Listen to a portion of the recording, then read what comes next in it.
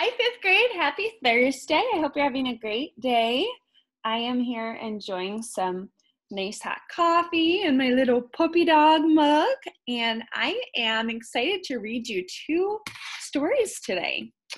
As you listen to these stories, I want you to be thinking about how they're similar to The 100 Dresses, the book that Mr. G and I have been reading to you over the past week or so. How are these two stories for today similar to the story about Wanda and Peggy and Maddie called The 100 Dresses? All right. Our first story for today is called Each Kindness by Jacqueline Woodson. I'm going to highlight as I read so you can follow along with me. That winter, snow fell on everything, turning the world a brilliant white. One morning, as we settled into our seats, the classroom door opened and the principal came in. She had a girl with her, and she said to us, "This is Maya." Maya looked down at the floor. I think I heard her whisper, "Hello." We all stared at her. Her coat was open and the clothes beneath it looked old and ragged. Her shoes were spring shoes, not meant for the snow. A strap on one of them had broken. Our teacher, Miss Albert, said, "Say good morning to our new student." But most of us were silent. The only empty seat was next to me. That's where our teacher put Maya.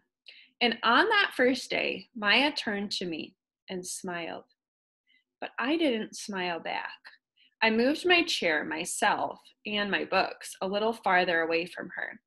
When she looked my way, I turned to the window and stared out at the snow. And every day after that, when Maya came into the classroom, I looked away and didn't smile back.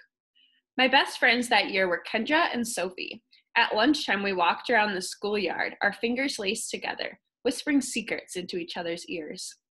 One day, while we were near the slide, Maya came over to us. She held open her hand to show us the shiny jacks and tiny red balls she'd gotten for her birthday. "It's a high bouncer," she said. But none of us wanted to play. So Maya played a game against herself.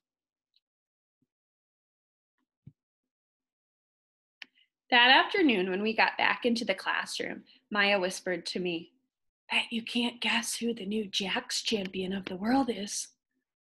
Behind me, Andrew whispered, "Chloe's got a new friend. Chloe's got a new friend." "She's not my friend," I whispered back. The weeks passed.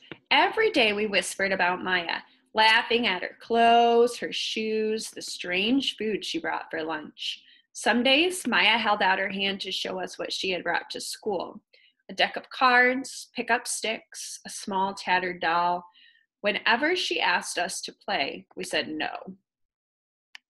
The days grew warmer and warmer. The pond thawed. Grass began growing where snow had once been.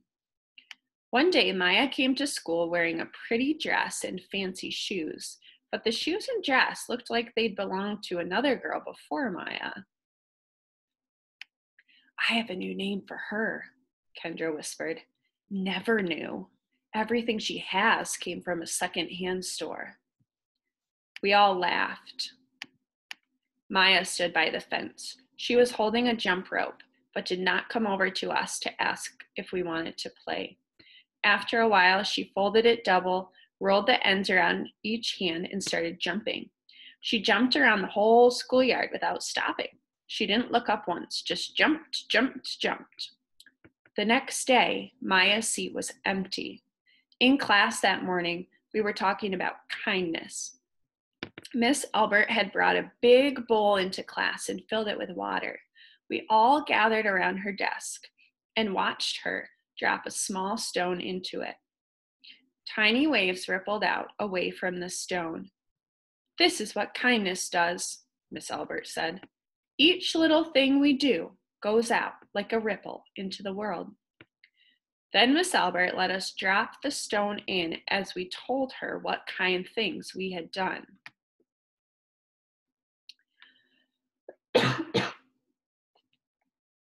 Joseph had held the door for his grandmother. Kendra helped change her baby brother's diaper. Even mean old Andrew had done something. I carried teacher's books up the stairs, he said, and Miss Albert said it was true. I stood there, holding Miss Albert's rock in my hand, silent. Even small things count, Miss Albert said gently, but I couldn't think of anything, and passed the stone on. Maya didn't come to school the next day, or the day after that. Each morning I walked to school slowly, hoping this would be the day Maya returned, and she'd look at me and smile. I promised myself that would be the day I smiled back. Each kindness, Miss Albert had said, makes the world a little bit better. But Maya's seat remained empty. And one day, Miss Albert announced to the class that Maya wouldn't be coming back. Her family had to move away, Miss Albert said.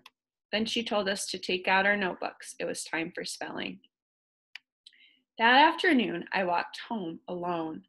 When I reached the pond, my throat filled with all the things I wished I would have said to Maya, each kindness I had never shown. I threw small stones into it over and over, watching the way the water rippled out and away, like each kindness, done and not done, like every girl somewhere, holding a small gift out to someone and that someone turning away from it. I watched the water ripple as the sun set through the maples, and the chance of a kindness with Maya became more and more forever gone. That's the end of our first story. Again, that one was called Each Kindness, and it's by Jacqueline Woodson. I'm going to stop the video and I'll start a new recording for our second story for today.